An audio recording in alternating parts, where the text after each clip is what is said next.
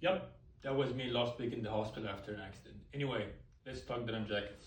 At some point in any man's life, he will start looking into Lee 101J, the most iconic jacket of all time. Don't take my word for it.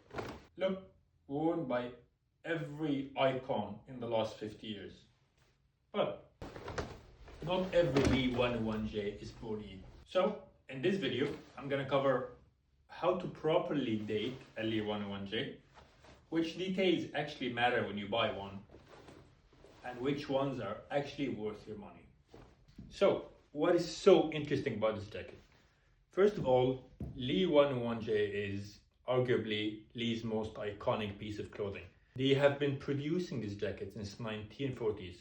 What makes the jacket very unique is super boxy design, super crop, the golden buttons, the yellow zigzag stitching, and what is called as the slant pockets, which means the pockets are going a bit sideways instead of a straight line like the Levi's.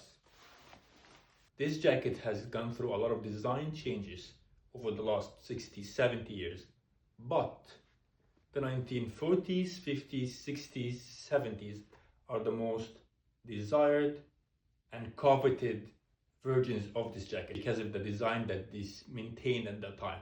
The boxy, cropped, without side pockets.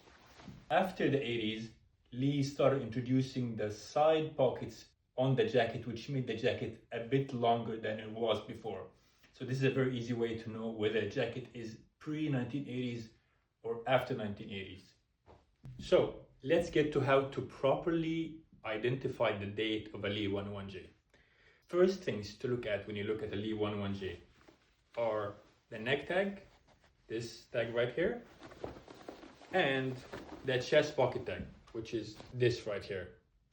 So one of the first iterations of the Lee design until the beginning of the 1960s had just Lee on it. It didn't have any trademark sign or any trademark symbol on it. So any jacket or even jeans that are produced by Lee pre-1960s will not say R or MR next to it. It will literally say just Lee. 1960s, Lee did the trademark symbol next to its logo, and that's where you see it here. Not sure how much you can see it, but it says here Lee R, just R. I'm gonna get to that in a second. In 1970s and after, Lee introduced another sign next to its logo which says MR. So it says Lee R MR. Arguably the MR stands for the Mexican trademark. So from the 1970s and after, you're gonna see the Lee R MR on these jackets. Interestingly enough, there was a period in the late 1960s to the early 1970s, literally just almost 2 years, where Lee was transitioning between having only R on their neck and chest pocket to having R MR, and these 2 years are the only 2 years where you can see chest tags and neck tags having mixed R and MR. So in this jacket, which 1969 to 71 has R on the chest pocket but has R MR on the neck tag.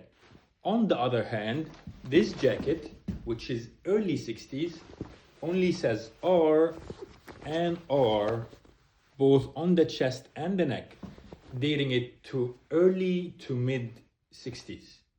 Another very important detail to look at to identify the date of a Lee 101J is the union tag.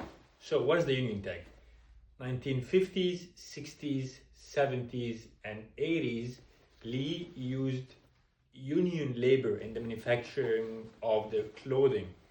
So a lot of the jackets and the jeans produced by Lee in these 4 decades came with what is called the union tag. This here is the union tag or the union ticket, basically meaning the union that manufacturing this piece of clothing in the 1960s. See the same chest pocket tag here, or the union tag, in this early 1960s jacket, but more erased. Again, confirming that this jacket is union made in the US. On the other hand, if you compare them to this reproduction version of the Lee 101, you're not going to see any union tag in any of the chest pockets.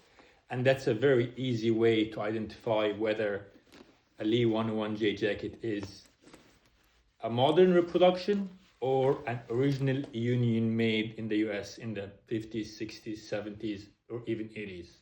Since Lee have changed the design of these neck tags on the jackets so many times from the 50s until the 90s, I'm going to put a link to all the different designs Lee have used, and people have already identified the age of this neck tag, which would enable you to identify which decade your jacket is according to which neck tag it has.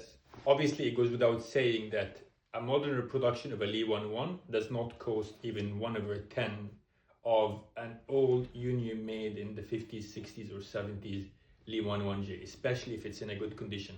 This one cost me literally 1/15 of what this costed me. So what actually makes a jacket worth its money? Obviously, besides its age, one of the most important factors that make a jacket worth more or less money is how much color is still in it.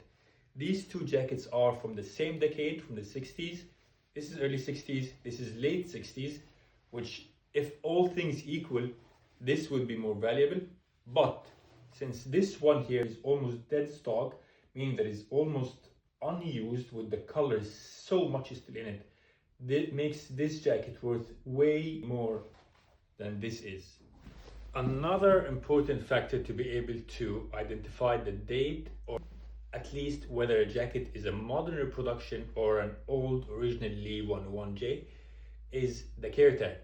Until the early 80s, most brands had a very small version of the care tag which just said wash gently or wash inside out, etc. In modern times, where it became more obligatory, most brands had the longer version of the care tag that has the design of the dryer, the design of the washing machine, which this is a very easy way to tell whether a jacket is an old original made in US or whatever, or a modern reproduction. So for example, these two 1960s jackets didn't have any care tag on it. But obviously when you look at that, it's very important to look whether the care tag has been removed or it didn't even exist.